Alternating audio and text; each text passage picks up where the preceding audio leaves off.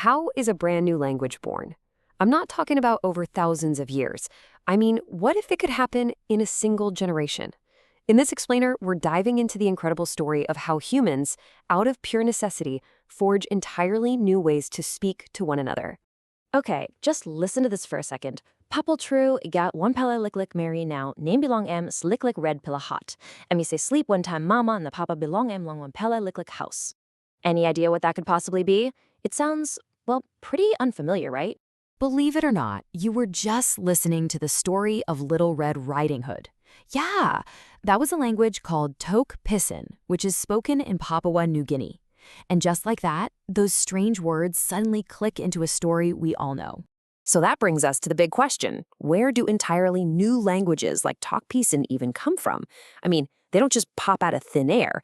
Turns out they're forged in the fires of history, out of necessity and a whole lot of human ingenuity.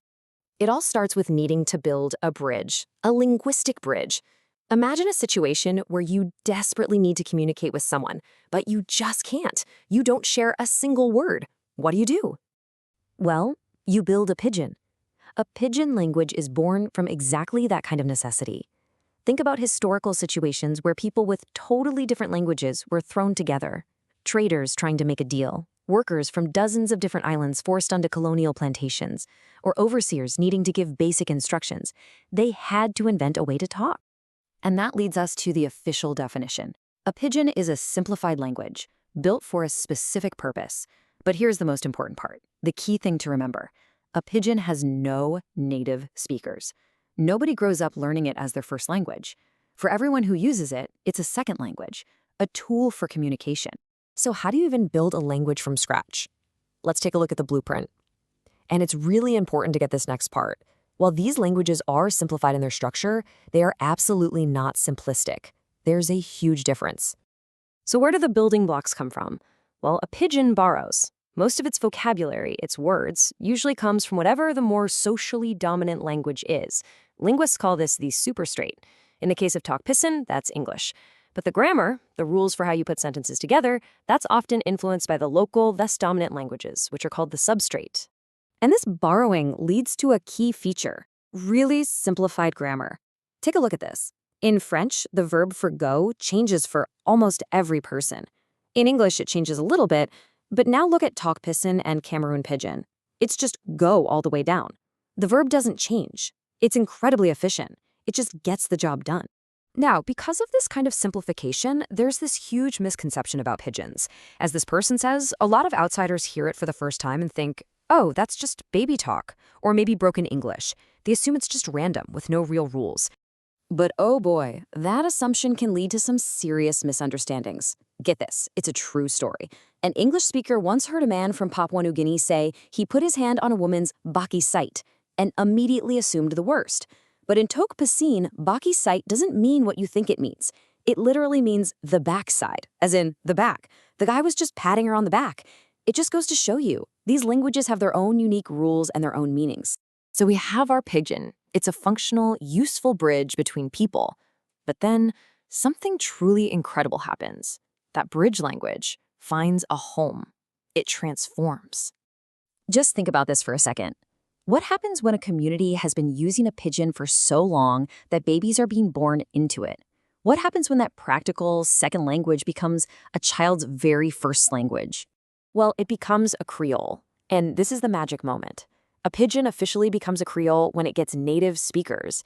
And because it's now a full-time primary language, it has to expand. It has to quickly develop all the vocabulary and grammar you need to express the full, messy, beautiful range of human experience, from arguing about who's doing the dishes to writing love poems. And this is exactly the story of Tok Pisin in Papua New Guinea. Remember our Little Red Riding Hood story? What started out as a pidgin for trade and plantation work is now the native language for a whole new generation. It's a full-fledged Creole. So how does a language build that complexity? Well, check this out. A simple pidgin might not have a clear way to talk about the past, but a Creole, as a native language, needs one. In Australian Roper River Creole, for example, they add the word bin to show something already happened. If it's happening right now, they add bad to the verb. And if you want to talk about something that was happening in the past, you just use both. you can literally see the language growing new parts to meet the needs of its speakers. This transformation is basically the language coming of age. And this brings us to our final section, where we see these languages come into their own, gaining real power, prestige, and even poetic grace. And just like every other living language, Creoles keep evolving.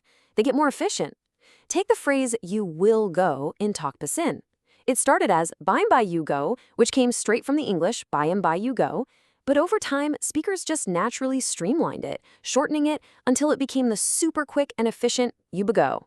That's natural language evolution, happening right before our eyes. So let's be absolutely crystal clear about this. Creoles are not lesser languages in any way. They are complete, complex linguistic systems fully capable of expressing the highest heights of human thought, from complex political debates to beautiful literature and art. And if you need any proof, listen to this. This is Shakespeare, Hamlet's famous to be or not to be soliloquy, translated into Cameroon Pidgin English. Fodu o fonodu dat na de tingwi yi plensi hambag. The words are different, but that profound human struggle, it comes through perfectly. And it's not just art. Here's Article 1 of the Universal Declaration of Human Rights, written in Haitian Creole. These are languages of statehood, of identity, and of fundamental human rights. They're used in some of the most serious and important contexts imaginable. Okay, so at the end of the day, why does this amazing journey from a simple pidgin to a complex Creole actually matter? What's the big takeaway from all this? Well, for one, this is not some rare, quirky thing. Linguists have identified well over 100 Pidgin and Creole languages spoken all across the globe. They are a huge, vital part of our world's linguistic family. But I think the real takeaway is this. Pidgins and Creoles are like living laboratories. They show us in real time how language is born. They prove that language isn't some ancient, fixed thing that's just handed down to us. It's something we actively build together every day. So the real question their story leaves us with is, what does that tell us about our own incredible, unstoppable capacity for creativity?